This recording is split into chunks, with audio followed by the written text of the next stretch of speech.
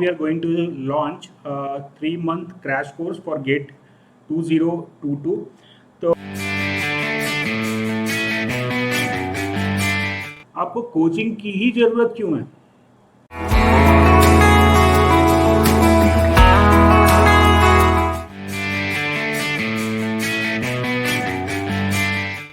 मुझे अपना टाइम और मनी कोचिंग में स्पेंड करने की जरूरत है?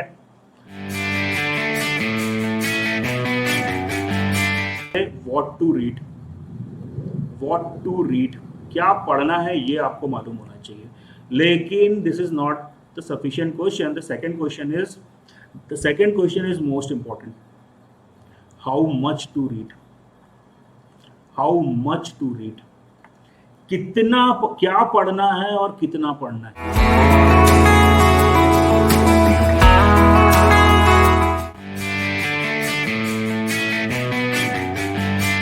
बच्चों, ये गेट और ईएससी दो बिल्कुल डिफरेंट एग्जाम है और इसका अंतर मेरे को समझना चाहिए. जब मैं बोलता हूँ कि मैं गेट और ईएससी की प्रिपरेशन साइमल्टेनियसली करूँगा, तो इसका मतलब आप ये कह रहे हो कि मैं 100 मीटर की रेस और मैराथन दोनों की प्रिपरेशन साइमल्टेनियसली करूँगा. थर्ड ईयर में है, फाइनल ईयर में है, आप कॉलेज जा रहे हैं या आप जॉब कर रहे हैं, किसी भी कंडीशन में आप ये क्रैश कोर्स जो है वो आप अटेंड कर सकते हैं, क्योंकि टाइमिंग जो हमारी रहेगी दैट विल बी 5 PM. जो क्लास की टाइमिंग रहेगी वो 5 PM to 11 PM की.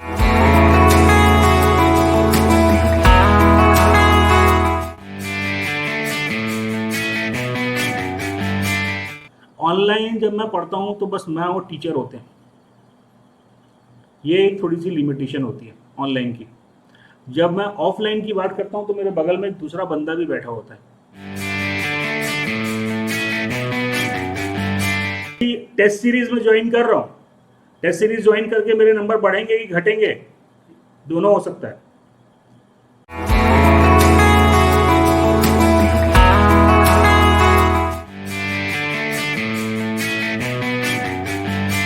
ये फीस ऑफ 4999 और रिजल्ट आने तो इतना पैसा दोगे इसकी अपन पार्टी कर लेंगे, कोई टेंशन नहीं है.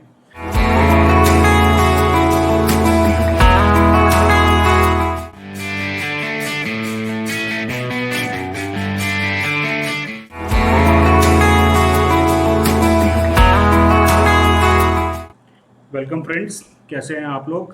सो now we are going to launch 3-month crash course for GATE 2022.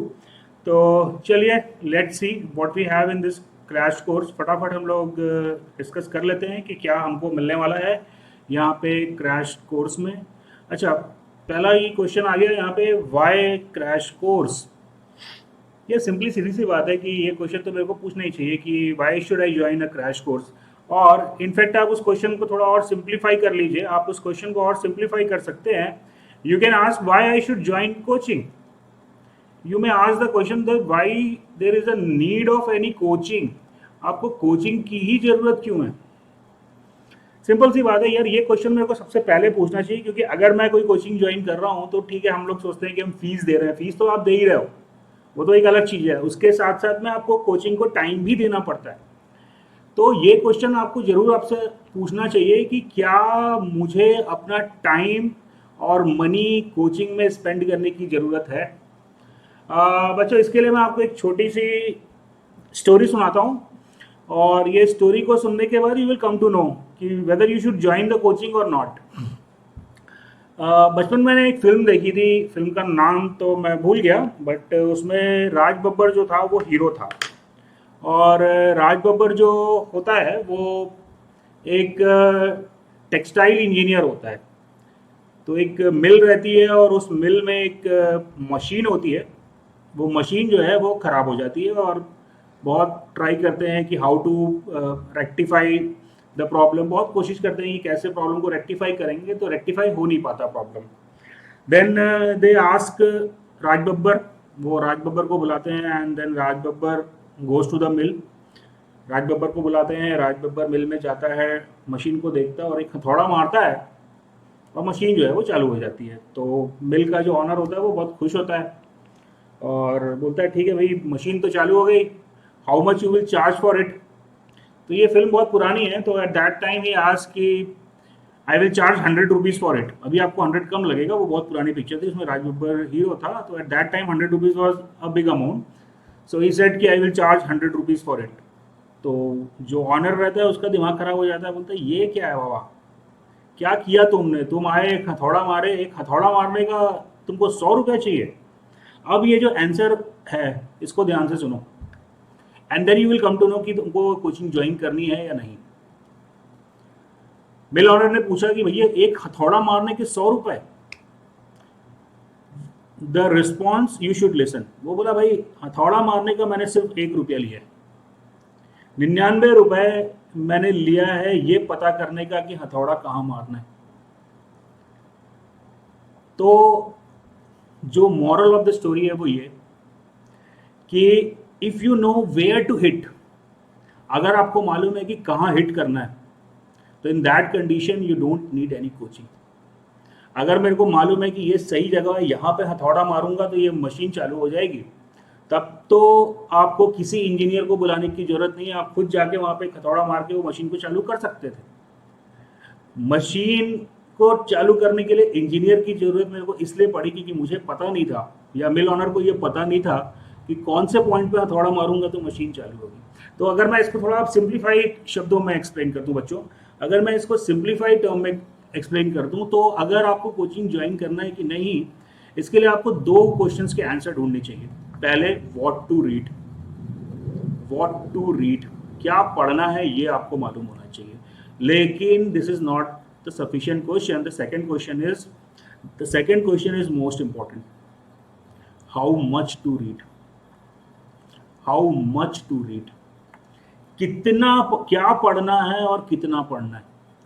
अगर ये 2 सवालों के जवाब आपको मालूम है तो बच्चों मैं आपको कहूँगा कि there is no need that you should spend time on any coaching, क्योंकि 1 घंटे 2 घंटे की आप क्लास अटेंड करते हो और आपको मालूम है कि मेरे को क्या चीज़ चाहिए, तो वो बुक्स में, इंटरनेट में बहुत कम टाइम में उस चीज़ को आप ग्रास्प कर सकते हो। In that condition you don't need a coaching, उस कंडीशन में आपको कोचिंग की आवश्यकता नहीं है। अब ये जो सेकेंड वाला पार्ट है ना, how much to read, it is very very important, it is very very important. इसको मैं मैकेनिकल की बात करूँ तो मैकेनिकल में एक सब्जेक्ट होता है that is material science. Material science का एक सब्जेक्ट है गेट में। बच्चों ये मटेरियल साइंस जो है वो मैं अपने बच्चों को 3 to 4 आवर्स पढ़ाता हूँ, एंड आई एम श्योर कि 3 से 4 घंटे में मैं जो पढ़ाता हूँ गेट में मटेरियल साइंस में, क्वेश्चन इसके बाहर से नहीं आएगा। लेकिन बच्चों आपको पता है कि आप दुनिया की कोई भी कोचिंग चले जाओ, जो भी कोचिंग है दिल्ली की, हैदराबाद की, वो सब इस सब्जेक्ट को 30 to 40 आवर्स लेते हैं कंप्लीट करने के लिए। अब आप कहोगे कि मैंने ज़्यादा पढ़ा तो मेरे नंबर लाने की संभावना बढ़ गई, नहीं, ये तो हमको समझना है। आपको अगर 3 घंटे या 4 घंटे पढ़ने की ज़रूरत थी और आप अननेसेसरी 30 से 40 घंटे पढ़ते हो, तो अननेसेसरी का डेटा आप अपने दिमाग में स्टोर करते हो। और हमारा दिमाग जो है वो दोनों काम करता है, ये प्रोसेसिंग का भी काम करता है और ये स्टोरेज का भी काम करता है, राइट। तो अननेसेसरी का जब डेटा आप अपने दिमाग में स्टोर करोगे तो उसकी प्रोसेसिंग की स्पीड कम हो जाएगी, आप सही तरीके से क्वेश्चन को सॉल्व नहीं कर पाओगे, बाकी क्वेश्चंस को आप अटेम्प्ट नहीं कर पाओगे ठीक से। बच्चों ये जब हम बात करते हैं 30 से 40 घंटे मटेरियल साइंस के लिए, it is required when you are preparing for engineering services examination. अच्छा, यहाँ पे हम लोग जो कोचिंग वाले होते हैं ये कंबाइंड पैकेज निकालते हैं गेट और ईएससी का। बच्चों ये गेट और ईएससी 2 बिल्कुल डिफरेंट एग्ज़ाम है और इसका अंतर मेरे को समझना चाहिए। जब मैं बोलता हूँ कि मैं गेट और ईएससी की प्रिपरेशन साइमल्टेनियसली करूँगा, तो इसका मतलब आप ये कह रहे हो कि मैं 100 मीटर की रेस और मैराथन दोनों की प्रिपरेशन साइमल्टेनियसली करूँगा। मेरे को 100 मीटर की रेस में भी गोल्ड चाहिए और मैराथन में भी गोल्ड चाहिए। आज तक आपने किसी एथलीट का नाम सुना है जो 100 मीटर और मैराथन दोनों में गोल्ड लेके आता है? नहीं, कोई नहीं है। दोनों एग्ज़ाम अलग हैं, तो आपको ये दोनों एग्ज़ाम का पहले तो डिफरेंस समझ में आना चाहिए। अगर मैं गेट की बात करता हूँ दोस्तों, तो गेट नॉलेज का टेस्ट नहीं है, GATE is the test of your aptitude और it is the test of your basic concepts. GATE जो है वो आपके बेसिक कॉन्सेप्ट का टेस्ट है, गेट आपके नॉलेज का टेस्ट नहीं है। आप सोचते हैं कि मैं 50 मोटी मोटी किताबें पढ़ लेता हूँ, मैं गेट निकाल लूंगा, मैं कहता हूँ बिल्कुल नहीं निकलेगा। गेट के लिए आपको बहुत लिमिटेड चीजें पढ़नी है, लेकिन जो आप पढ़ते हैं वो आपको क्रिस्टल क्लियर होनी चाहिए। गेट में आपने बहुत कुछ पढ़ के रखा है, लेकिन अगर आपने उसको समझा नहीं है तो आप गेट नहीं निकाल सकते। On the other hand ESC जो है वो नॉलेज का टेस्ट है। तो अगर आप ईएससी की तैयारी कर रहे हो तो आप नॉलेज गेन कर रहे हो, और उस नॉलेज को आप अप्लाई नहीं कर पाओगे तो गेट का एग्जाम नहीं निकलेगा। हाँ, उल्टा आप जरूर कर सकते हो कि अगर आपने एक बार गेट का प्रिपरेशन कर लिया तो आपको सब्जेक्ट का कॉन्सेप्ट समझ में आ गया, और जब मेरे को कॉन्सेप्ट मिल गया सब्जेक्ट का तो फिर नॉलेज गेन करना कोई बड़ी बात नहीं है। नॉलेज के तो बहुत सारे सोर्स हैं, और नॉलेज गेन करने के लिए कोई टीचर की जरूरत नहीं होती है। अगर मुझे नॉलेज गेन करना है तो पहले मेरे पास किताब का ऑप्शन था, अब मेरे पास इंटरनेट का ऑप्शन है। There is a lot of knowledge in the internet. To gain the knowledge there is no need of a teacher. So why the teacher is needed? Teacher is needed to just to improve the concept. तो बच्चों, अगर हम बात करें तो हम gate और ESC को बोलते हैं हम कंबाइन प्रिपेयर करेंगे, नहीं, दोनों का पैटर्न बिल्कुल अलग है। गेट और पैटर्न अलग है, दोनों का जो रिक्वायरमेंट है वो अलग है। गेट एप्टीट्यूड टेस्ट है यार, उसके नाम में लिखा हुआ है graduate aptitude test in engineering. It is not the test of your knowledge, it has to be clear to you. आपको ये क्लियर होना चाहिए कि गेट जो है वो आपके नॉलेज का टेस्ट नहीं है। गेट जो है वो आपके बेसिक कॉन्सेप्ट को बस चेक करता है। तो यहाँ पे अगर मैं बात करूँ कि मैं 40 घंटे मटेरियल साइंस पढ़ूंगा तो मेरे भाई आप गेट के लिए तो आप निगेटिव प्रिपरेशन कर रहे हो। हर प्रिपरेशन मेरे को पॉजिटिव रिजल्ट देगी जरूरी नहीं है। When I am reading 30 to 40 hours material science तो इसका मतलब मैं निगेटिव प्रिपरेशन कर रहा हूँ। बहुत सारी चीजें मैं आपको बता देता हूँ। बैलेंसिंग है, अब लोग कहते हैं बैलेंसिंग का टॉपिक पढ़ाऊंगा, 8 घंटे बैलेंसिंग ही पढ़ाते रह जाते हैं। जबकि अगर मैं गेट में बैलेंसिंग की बात करूं तो अगर मेरे को फोर्स बैलेंस करना आता है, अगर मैंने इंजीनियरिंग मैकेनिक्स किया हुआ है तो बैलेंसिंग गेट में जो आएगा वो मेरा बन चुका है। उसके लिए मेरे को 8 घंटे अपने टाइम खराब करने की जरूरत नहीं है। मैंने आपको पहली चीज क्या बोली कि हम सिर्फ ये कंपेयर करते हैं कि पैसे कितने लग रहे हैं। पैसे ज्यादा इंपॉर्टेंट है, आपका टाइम कितना लग रहा है। आप अगर 40 घंटे मटेरियल साइंस पढ़ रहे हो तो आप गेट की तैयारी नहीं कर रहे हो।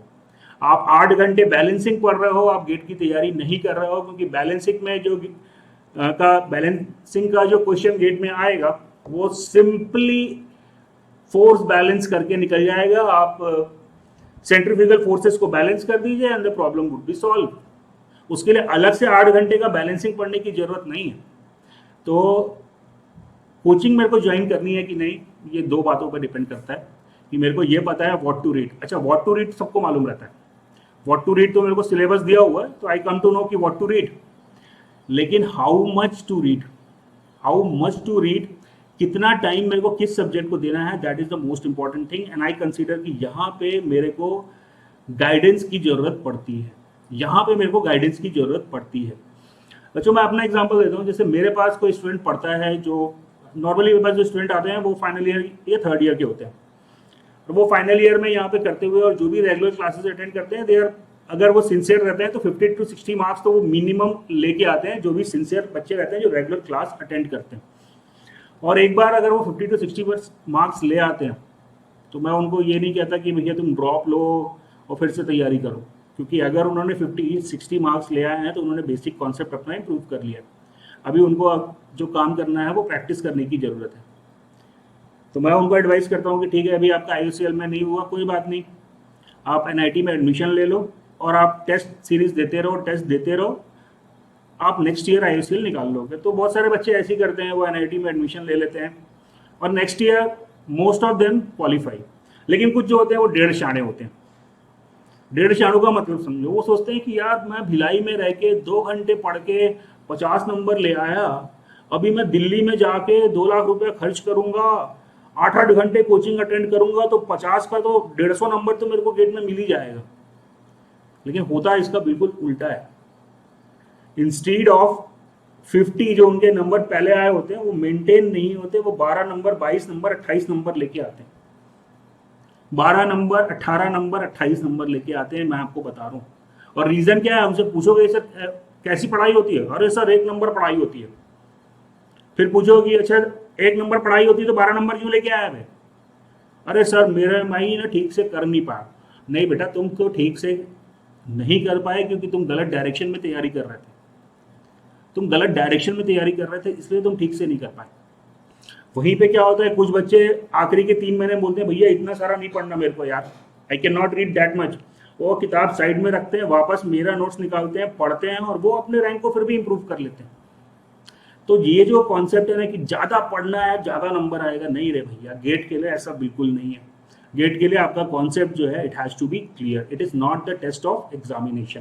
तो अगर मैं कहूँ कि why there is a need of coaching, तो ये क्वेश्चन का जो आंसर है how much to read.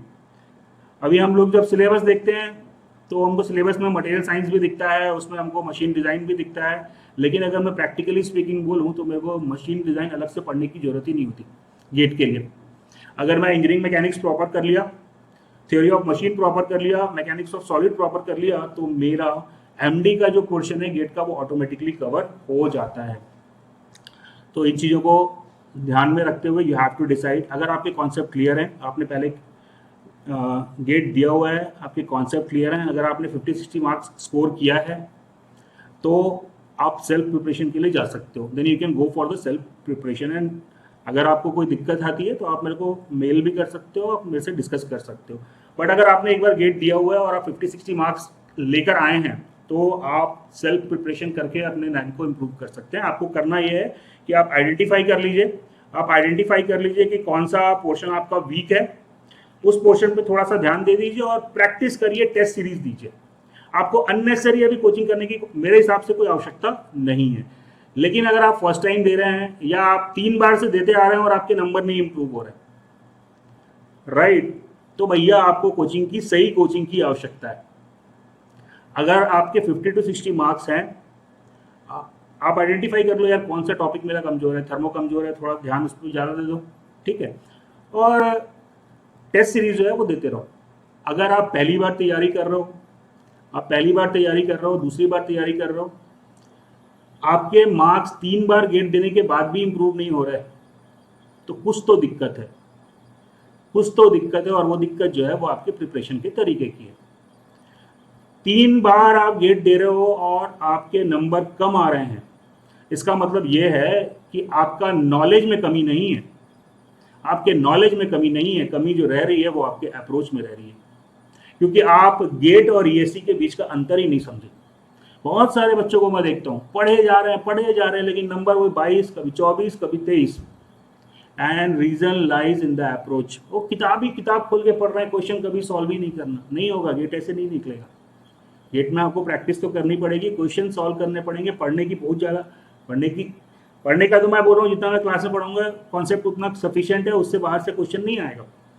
Remaining आपको प्रैक्टिस करनी है। आप किताब खोल के मोटी मोटी किताबें पढ़ोगे और सोचोगे गेट निकलेगा, it is not going to happen, ऐसा होने वाला नहीं है। चलिए, so what we have in this crash course, तो जैसे मैंने बोला कौन अटेंड कर सकता है, अगर आप 3rd ईयर में हैं तो आप क्या कर सकते हो, अभी आप 3 महीने का कोर्स अटेंड करो, और अगर आप ईमानदारी से ये 3 महीने का कोर्स अटेंड करते हो, बच्चों, तो मैं आपको गारंटी कर सकता हूँ कि आपका स्कोर कार्ड तो मैं लेके आऊँगा। मैक्सिमम कितना नंबर आएगा वो आप पे डिपेंड करता है। अगर आपका 11th और 12th का फंडा क्लियर है, अगर 11th-12th में ईमानदारी से पढ़ाई किए हो तो 80-85 नंबर भी 3 महीने में ले आओ तो मेरे को कोई सरप्राइज नहीं होगा। लेकिन मेरे पास 3 महीने अगर ईमानदारी से पढ़ लिए तो गेट का स्कोर कार्ड तो मिल जाएगा। तो अगले बार तुम्हारे पास एक चांस रहेगा कि तुम उसको और इम्प्रूव करो, जो कि अभी होगा क्या, ऐसे आप 3rd ईयर में हो, अभी आपने सिलेबस खत्म कर लिया, नेक्स्ट ईयर आपको आइडेंटिफाई हो जाएगा कि यार ये एरियाज जो है इसमें मेरे को प्रॉब्लम आ रही है, इसमें मेरे कॉन्सेप्ट वीक है, तो नेक्स्ट ईयर आप उसको अच्छे से प्रिपेयर कर सकते हो और नेक्स्ट ईयर और बेटर रैंक ले आ सकते हो। तो 3rd ईयर में आप लोग हैं तो मैं कहूँगा कि आपको बिल्कुल गेट देना है इस बार, और आप प्रिपरेशन जो है वो ज्वाइन करिए, 3 महीने का क्रैश कोर्स करिए, you will be benefited. Final year के स्टूडेंट हैं, अगर आप पहले से तैयारी कर रहे हैं तो आप देखिए कि आपके क्वेश्चंस कितने बन रहे हैं, गेट के क्वेश्चन आप कितने जल्दी और कितने टाइम पे सॉल्व कर पा रहे हो। अगर आप फाइनल ईयर के स्टूडेंट हैं, पास आउट हैं, तो 2 कंडीशन है, या तो आपने प्रिपरेशन अभी तक स्टार्ट नहीं करी है, अगर स्टार्ट नहीं करी है तो आप मेरे साथ में स्टार्ट करिए, तो आप अभी से मेरे साथ में स्टार्ट कर सकते हैं। और अगर आप ऑलरेडी प्रिपरेशन कर चुके हैं तो आप एक बार इवेल्युएट करिए कि आप कितने क्वेश्चन गेट के जल्दी सॉल्व कर पा रहे हैं। अगर आपको प्रॉब्लम आ रही है तो इसका मतलब यह है कि आपके कॉन्सेप्ट में दिक्कत है और आपको फिर 3 महीने का कोर्स जो है वो ज्वाइन करना चाहिए।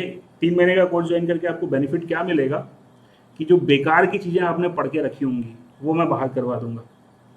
मेन प्रॉब्लम यहाँ लर्निंग की नहीं होती, सबसे बड़ी प्रॉब्लम अनलर्निंग की होती है। इतना सारा बकवास सर में डाला होता है कि दिमाग काम ही नहीं करता। तो अगर आप सॉल्व करके आप पहले से प्रिपरेशन कर रहे हैं, आप गेट के क्वेश्चन उठा के देखिए, सॉल्व करके देखिए, अगर बन रहे हैं तो ठीक है, आप सही डायरेक्शन में जा रहे हो, गो अहेड। नहीं बन रहे हैं, प्रॉब्लम आ रही है, देन आप आओ ज्वाइन करो। प्रॉब्लम आ रही है, आपने तैयारी करी है और आपसे क्वेश्चन नहीं बन रहे, तो सिंपल सा मतलब यह है कि तुम्हारी तैयारी जो है वो डायरेक्शन गलत है, उसका डायरेक्शन गलत है। उस डायरेक्शन में तैयारी कितनी भी कर लो, रिजल्ट इंप्रूव होने वाला नहीं है। तो अगर आप ऑलरेडी तैयारी स्टार्ट कर चुके हैं एंड यू आर कॉन्फिडेंट, आसानी से आप क्वेश्चन सॉल्व कर ले रहे हो बच्चों गेट का, तो आपकी प्रिपरेशन सही दिशा में जा रही है। आप प्रैक्टिस करो, ज़्यादा से ज़्यादा क्वेश्चन आप सॉल्व करो, यू विल बी बेनिफिटेड। लेकिन क्वेश्चन बनाने में दिक्कत आ रही है तो इसका मतलब आपका अप्रोच प्रिपरेशन का जो वो गलत है, और उस कंडीशन में आई विल रिकमेंड कि you should join the course. चलिए नाउ क्या क्या हम यहाँ पे करने जा रहे हैं। तो अच्छा, वन मोर थिंग यहाँ पे कि आप अगर थर्ड ईयर में हैं, फाइनल ईयर में हैं, आप कॉलेज जा रहे हैं या आप जॉब कर रहे हैं, किसी भी कंडीशन में आप ये क्रैश कोर्स जो है वो आप अटेंड कर सकते हैं, क्योंकि टाइमिंग जो हमारी रहेगी दैट विल बी 5 PM। जो क्लास की टाइमिंग रहेगी वो 5 PM टू 11 PM के बीच में रहेगी, may be sometime it could be 12 PM। तो 5 से 11-12 तक हमारी क्लासेस चलेंगी। तो आप कॉलेज अटेंड करने के बाद या आप जॉब से आने के बाद भी आप क्लासेस जो है वो अटेंड कर सकते हो। चलिए अभी क्या क्या हम यहाँ पे कवर करने जा रहे हैं। तो सिलेबस कवरेज, तो ऑब्वियसली अगर सिलेबस स्टार्ट करेंगे तो सिलेबस कवर तो करना पड़ेगा। Syllabus will be covered online, classes जो होंगी वो ऑनलाइन होंगी।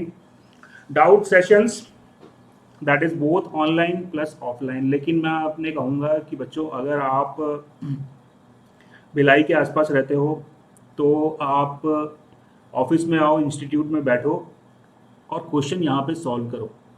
यहीं पे बैठो पूरे time and try to solve as many question as you can, right. और अगर आप बाहर से भी हो तो मेरे पास हॉस्टल फैसिलिटी है, if you want you can come and join.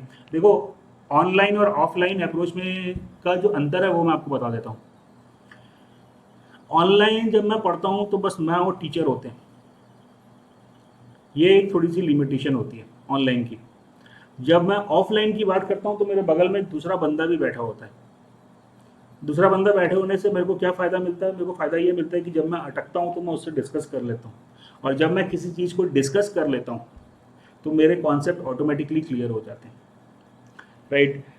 तो ऑनलाइन और ऑफलाइन में सिर्फ एक ही अंतर है कि ऑनलाइन जब आप बैठे हो तो आप इंडिविजुअली बैठे हो, तो यहाँ पे थोड़ा सा अपना जो फोकस है ऑनलाइन में वो डाइवर्ट होता है। ऑफलाइन में फोकस मेंटेन होता है, क्योंकि अगर मेरे को कोई बात समझ में नहीं आई तो मैं बगल वाले से पूछ लेता हूँ और फिर मैं फ्लो में आ जाता हूँ। तो डाउट के लिए मैं कहूँगा कि अगर आप भिलाई के आसपास रहते हो, आप ऑफिस में ही बैठो, यहीं पे प्रॉब्लम सॉल्व करो, बाकी लोग भी बैठेंगे, उनसे आप डिस्कस कर सकते हो, आप मेरे साथ में डिस्कस कर सकते हो। अगर आप भिलाई के बाहर से हो तो आप हॉस्टल ले लो, हॉस्टल हमारे पास में अवेलेबल है, हॉस्टल में आके आप रह सकते हो। चलिए अब टेस्ट सीरीज अवेलेबल होगा। Test series again it is a very important point. हमेशा ना हर चीज़ का प्रो और कौन होता है। मैं प्रिपरेशन कर रहा हूँ, मेरे मार्क्स इंप्रूव होंगे जरूरी नहीं है।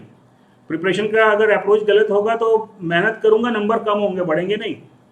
वैसे ही टेस्ट सीरीज में ज्वाइन कर रहा हूँ, टेस्ट सीरीज ज्वाइन करके मेरे नंबर बढ़ेंगे कि घटेंगे? दोनों हो सकता है। मेरी परफॉर्मेंस इंप्रूव भी हो सकती है और टेस्ट सीरीज ज्वाइन करने के बाद मेरी परफॉर्मेंस घट भी सकती है। डिपेंड ये करेगा कि अगर आप टेस्ट सीरीज में बैठ रहे हो और गेट की टेस्ट सीरीज में बैठ रहे हो तो जो क्वेश्चन होने चाहिए वो गेट स्टैंडर्ड के होने चाहिए, वो गेट स्टैंडर्ड के होने चाहिए। अभी अगर मैं बात करूं, ये जो दिल्ली और हैदराबाद की कोचिंग की अगर मैं बात करूं, इनके अगर मैं टेस्ट सीरीज के क्वेश्चन देखता हूं तो कम से कम 20 क्वेश्चन तो मैं हर टेस्ट सीरीज में, हर टेस्ट में निकाल सकता हूं और मैं कह सकता हूं कि ये नहीं आएगा, ये गेट में नहीं आएगा, क्योंकि ये क्वेश्चन जो है वो कॉन्सेप्चुअल क्वेश्चन नहीं है। कम से कम 15 से 20 क्वेश्चन इनकी टेस्ट सीरीज में निकल जाता है जो कि किसी भी हाल में गेट में नहीं आ सकता। अब वो क्वेश्चन कैसे होते हैं? एक मास्टर साहब ने क्लास में कुछ पढ़ाया, उन्होंने कुछ डिराइव कराया, कुछ फॉर्मूला निकाला और दे भैया वो फॉर्मूले पे धर के क्वेश्चन। ऐसा नहीं होता है। अब होगा क्या, वो फॉर्मूला जो भैया क्लास में एक बंदा बैठा है उसको तो मालूम है, मेरे को नहीं मालूम। तो वो जो बैठा है वो तो सॉल्व कर लिया, उसको मेरे से सॉल्व नहीं होगा, और मेरे को ऐसा लगने लगेगा कि यार मेरी तो प्रिपरेशन गलत डायरेक्शन में जा रही है, मेरी तो प्रिपरेशन गलत डायरेक्शन में जा रही है। तो जहाँ मेरे को इम्प्रूव करना है, अब क्या होगा, वो 20 क्वेश्चन जो गेट में आने वाले नहीं है, वो 20 क्वेश्चन जो गेट में आने वाले नहीं है, जब मैं इस पे इफर्ट लगाना शुरू कर दिया तो मेरे भैया जो मेरे को गेट की तैयारी करनी थी वो तैयारी छोड़ के मैं कुछ और की तैयारी कर रहा हूँ। तो टेस्ट सीरीज हर चीज़ का प्रो कौन होता है, टेस्ट सीरीज डेफिनेटली हम यूज़ करते हैं अपनी परफॉर्मेंस इंप्रूव करने के लिए, राइट। लेकिन वो परफॉर्मेंस इंप्रूव कब होगी, जब कोई क्वेश्चन मेरे से नहीं बनता है, then I will try to solve that, right. लेकिन एक क्वेश्चन मेरे से जो नहीं बन रहा है वो गेट में आने वाला ही नहीं है, और मैं उस पर अपना टाइम खराब कर रहा हूँ, तो भैया मेरे पास जो मेरे जो इफर्ट्स हैं वो लिमिटेड है, राइट। और इन दैट कंडीशन मैं ऐसे क्वेश्चन पे अगर टाइम खराब करूँ, ऐसे क्वेश्चन पे अगर मैं टाइम खराब करूँ जो गेट में आने वाला नहीं है, तो मैं अपने इफर्ट को बेकार डायरेक्शन में ले जा रहा हूँ। तो मेरे को अपने इफर्ट को ऑप्टिमाइज करना है ताकि मैं अपने मार्क्स को मैक्सिमाइज कर सकूँ। चलिए, you will be provided the practice questions, और अगर आपने मेरी क्लास ईमानदारी से करी हुई है जो मैं करवाऊंगा, तो ये प्रैक्टिस क्वेश्चंस आपको सॉल्व करने में around you will get 2000 of practice questions, जो आप बहुत जल्दी और बहुत आसानी से कर सकते हैं। स्टडी मटेरियल आपको चैप्टर की समरी और इंपॉर्टेंट पॉइंट जो है वो आपको मिल जाएंगे, वो भी डिजिटल फॉर्म में रहेगा, तो उसको आप रिवाइज करके फटाफट क्वेश्चन को सॉल्व कर पाएंगे, रिविजन में हेल्प करेगा।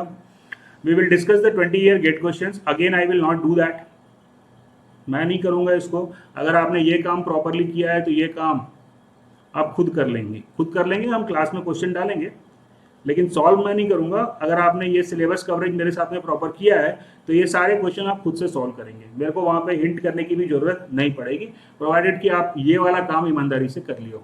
अगर ये वाला काम आप ईमानदारी से कर लिए हो तो 20 ईयर के गेट क्वेश्चन हो, या जब से गेट शुरू हुआ है 1989 से शायद, है ना, तो 30 साल के गेट के क्वेश्चन हो, उनको सॉल्व करने में आपको बहुत ही कम टाइम लगने वाला है। एक टॉपिक जैसे मान लो अगर मैं पूरे क्वेश्चन निकाल लिए मैंने मैकेनिक्स ऑफ सॉलिड के, तो वो पूरे क्वेश्चन आपको सॉल्व करने में 2 से ढाई घंटे से ऊपर का समय नहीं लगेगा, प्रोवाइडेड ये कवर होना चाहिए। ये अगर प्रॉपर आपने कवर नहीं किया तो फिर यहाँ पे दिक्कत आपको आएगी।